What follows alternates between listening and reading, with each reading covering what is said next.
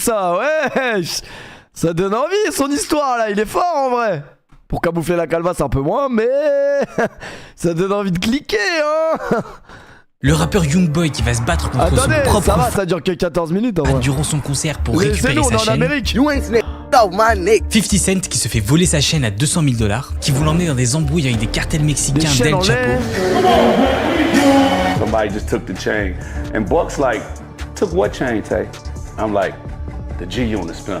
G-Unit? Oh, Tay. Ou encore le rappeur Gucci Mane qui finit dans une histoire de gang où 2 innocents seront tués à cause d'une chaîne volée. Pourquoi est-ce que cette tradition de se faire voler sa chaîne dans le rap est si humiliante? Et comment certaines musiques peuvent même amener des rappeurs à se faire arracher leur chaîne? Aujourd'hui on va répondre à ces questions en commençant par le rappeur Gucci Mane qui, vous allez voir, a été ramené dans une histoire qui malheureusement a très mal tourné, au point où 2 innocentes personnes ont dû laisser leur vie. Et pour comprendre le contexte, il faut revenir à Miami en novembre 2019. Gucci Mane sort alors faire un petit tour accompagné de quelques potes rappeurs dont Julio Fulio et le duo Mal and Quill, sans savoir que cette simple promenade allait se transformer en un véritable cauchemar pour eux, vu qu'ils ont fait une erreur qui va leur coûter très très cher. Ils ont pas fait ce qu'on appelle un check-in. Alors pour vous expliquer, quand un rappeur arrive dans une ville qu'il connaît pas, et surtout quand il veut aller dans certains endroits qui sont surveillés par des gangs, il va falloir faire ce qu'on appelle donc un check-in. Et une bonne analogie, c'est la même chose que quand vous louez un appartement ou une chambre d'hôtel, il faut passer par le propriétaire ou l'accueil pour récupérer les clés, et donc ça généralement on appelle ça un check-in, et bah ici c'est la même chose. Aux US, il y a certains quartiers de certaines villes qui sont détenus par des gangs, et en fait il faut voir avec eux avant de voir si on peut faire un tour dans la ville. Je pense et ça permet au passage aussi aux rappeurs d'avoir une check-in. protection de certains membres de gangs. Et le problème, c'est que cette fois-ci, Gucci Mane et son équipe ont décidé de pas passer par cette étape de check-in. Et la sentence va être dramatique. Alors juste petit disclaimer avant de continuer, je vais vous raconter beaucoup d'histoires de vol de chaînes durant cette vidéo, mais cette vidéo évidemment elle n'a pas vocation à vous faire peur quand vous allez vous promener avec vos bijoux. Aux États-Unis, ça a une réelle symbolique parce que c'est lié au hip-hop et à la culture de gang, mais la chance qu'on a en France, c'est que ça risque pas trop de nous arriver. Et l'avantage, c'est que vous n'avez pas besoin de vous acheter des grosses chaînes à 30 000 €, vu que Chain Nation, qui est le sponsor de cette vidéo et que je remercie, vous permet d'avoir le bâtard, il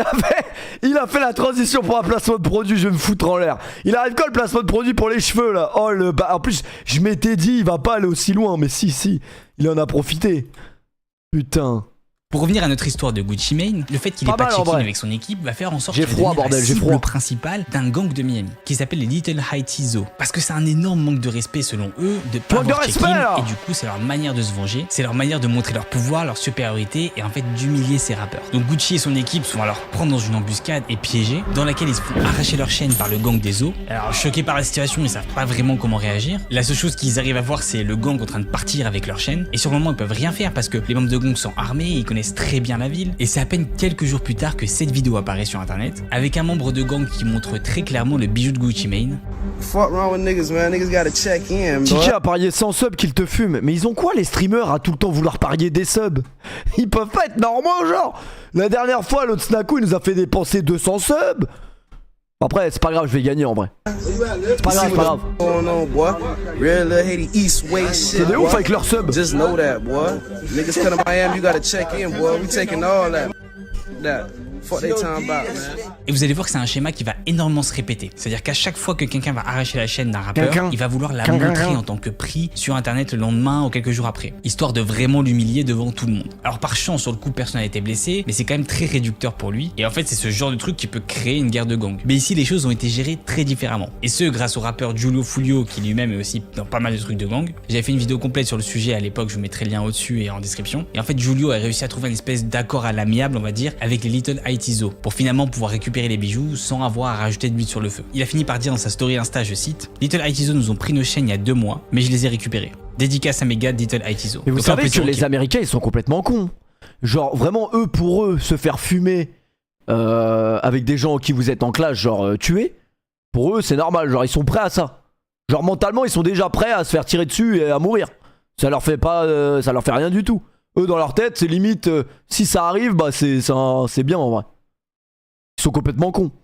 Parfait, il a réussi entre guillemets à désamorcer l'histoire de manière intelligente. Voilà, c'est sauf dans que leur culture. Les amis, l'histoire s'arrête pas là et malheureusement elle est beaucoup plus tragique que ça. Vu que quelques mois plus tard, l'artiste Fuggiano, qui est aussi un membre et associé à Gucci Mane, a créé un véritable chaos. Donc Fuggiano doit faire un showcase dans un club nommé Lavish Lounge à Greenville en Caroline du Sud. Fuggiano commence alors son showcase, il met le feu absolument partout, tout le monde s'ambiance de ouf, sauf une personne qui ce soir-là a décidé de faire mal à Fuggiano. Cette personne-là arrache la chaîne de Fuggiano, instantanément donc il riposte en sortant une arme et en tirant dans la foule.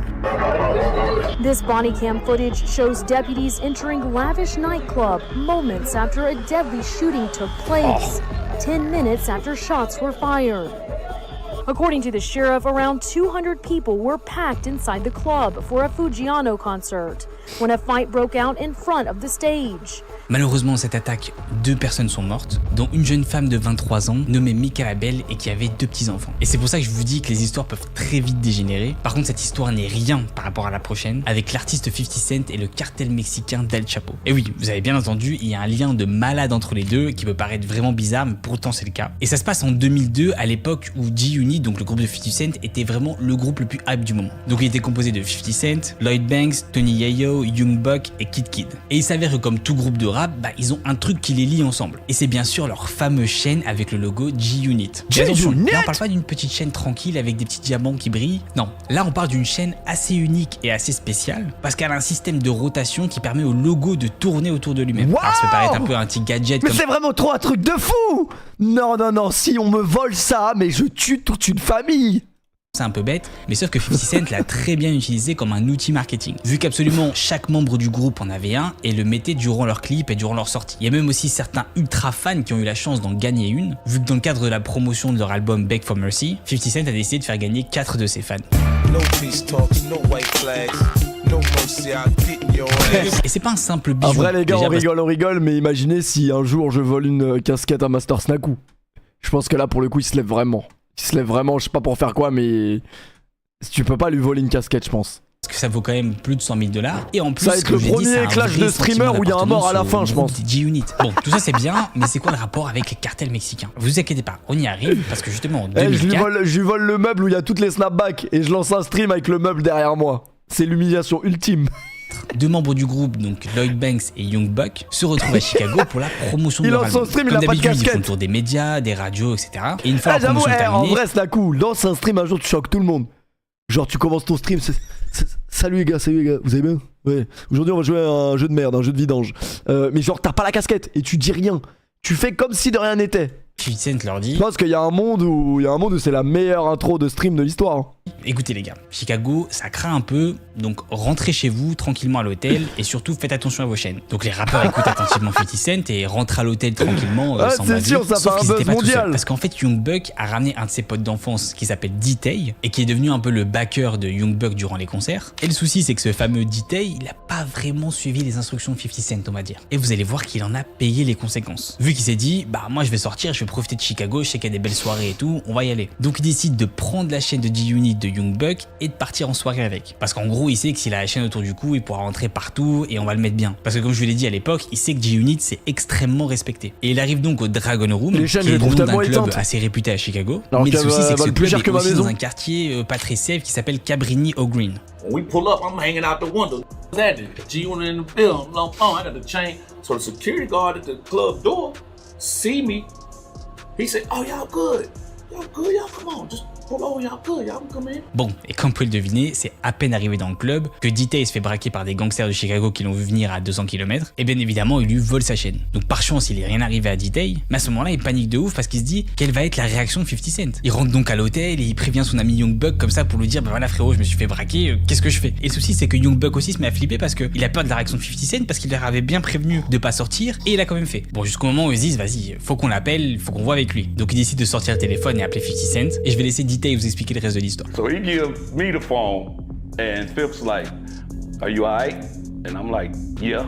You know, he said, "Well, that's really all that matters, that you alright, you know, but y'all wasn't supposed to be out." Donc au final, 50 a plutôt bien pris la situation, même de manière très professionnelle, vu qu'il a demandé aux 90% aux gens qui sont pas abonnés à la chaîne de Jaino d'aller s'abonner, et surtout il a demandé à D-Tay de sortir de la tournée et de rentrer chez lui pendant 4 mois. Un peu comme si c'était un employé qui avait fait une faute professionnelle si vous voulez. Mais en fait, comment ça se fait que 50 soit pas énervé? C'est quand même un mec assez sanguin, moi j'ai fait pas mal de vidéos sur lui, ça me semblait un peu bizarre. Et ben en fait, figurez-vous les amis, que cette chaîne-là qu'il leur avait donnée, c'était pas une vraie, c'était une réplique. Donc en fait, il avait un coup d'avance depuis le début. When I took it off my neck, I didn't want to pay the insurance for it. So I had a dummy piece made.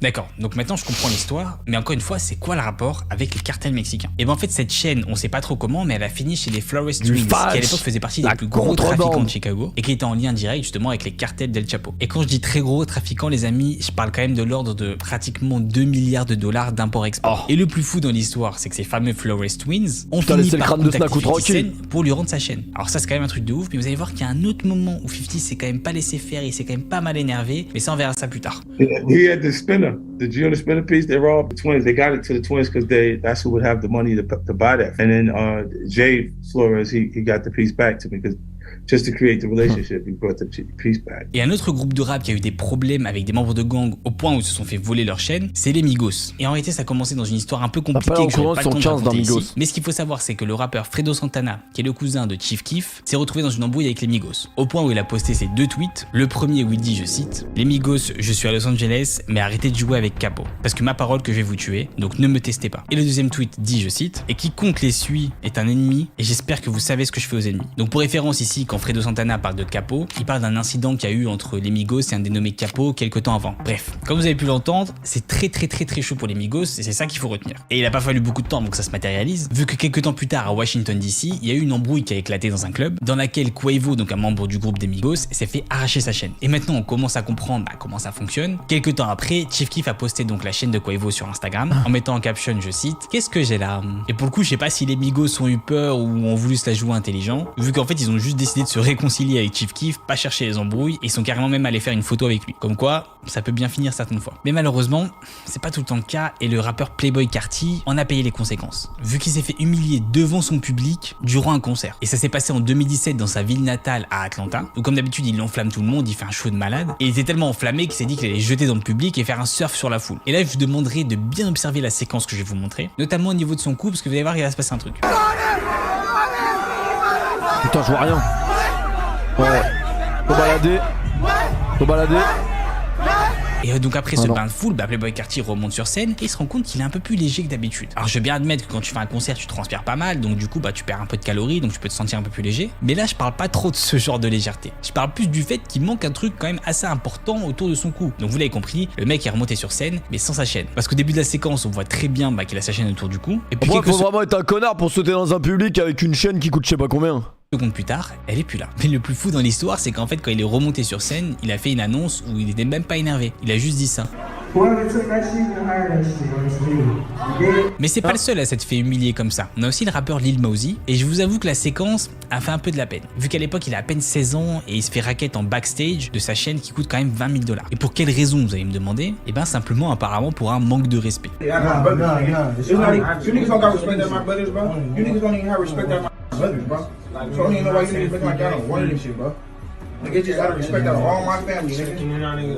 le gars est même allé jusqu'à carrément se filmer avec la chaîne de Lil Mosey et lui réclamer 20 000 $ en retour s'il voulait retrouver sa chaîne.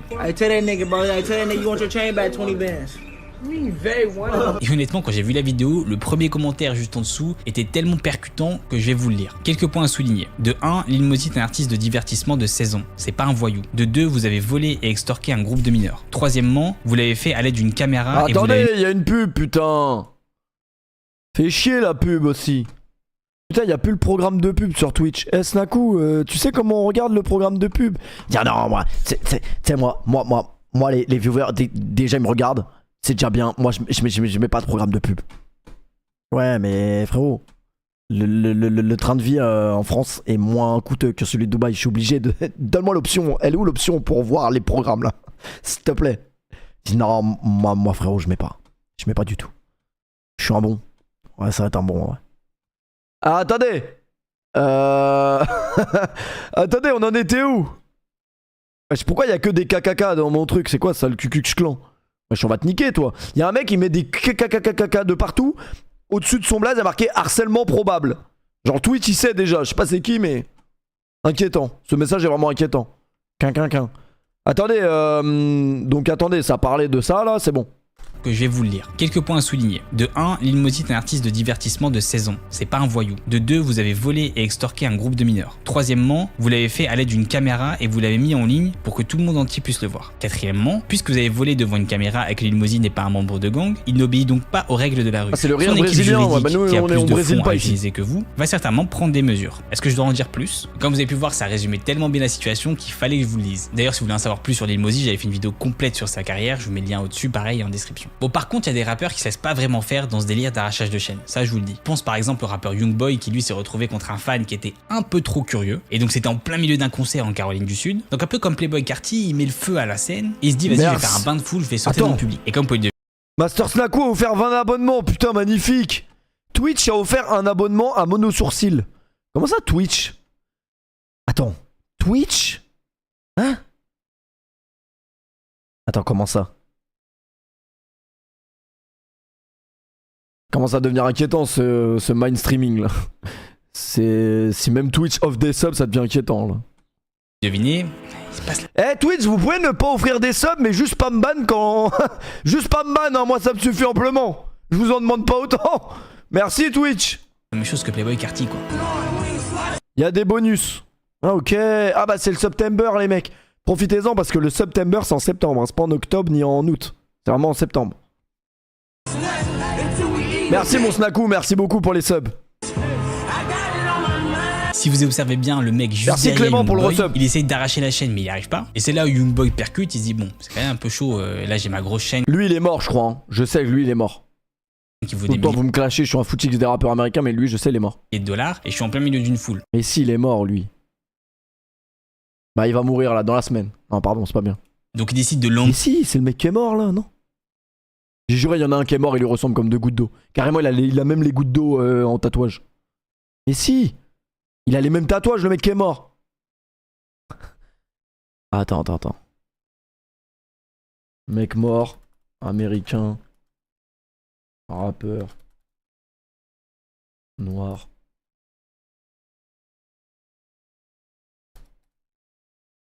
Tatouage. Mec mort, américain, rappeur, noir, tatouage. Image. Ils vont me le trouver là. Voilà, c'est lui.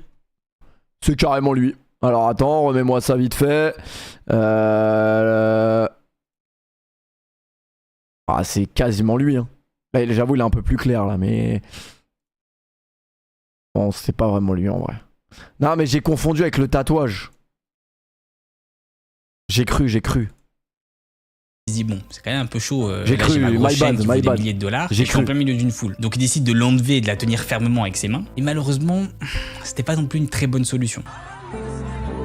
J'ai cru que c'était XX Tentation. Ouais, oh, il a mis une patate direct.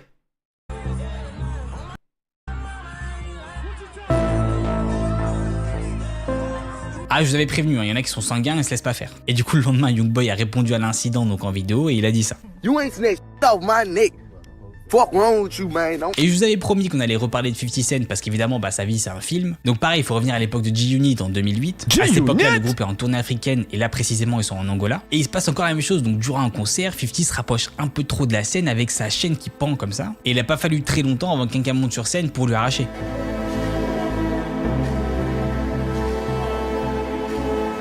Mais en vrai, dans quel but tu vas faire ça? Tu vas te faire niquer dans tous les cas. En vrai. Merci Rebenga pour le resub. Sauf que ça, c'est très mal connaître 50 et donc il s'est pas laissé faire, il a pas réfléchi 20 piges. Vu qu'il a sauté dans la foule pour rattraper le mec à la Tu manière veux une bouteille de Jack dans la tête ou quoi?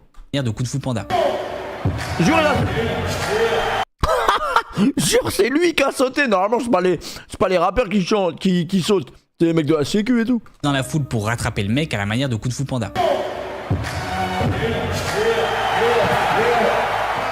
D'ailleurs, j'ai fait une vidéo complète sur la double vie des rappeurs dont on ne vous parle pas. Le saut, il est légendaire en vrai. Je vous mets la vidéo juste ici. Ouais, bah, c'est bon, tu vas pas me niquer toute la nuit non plus, je t'aime bien, mais.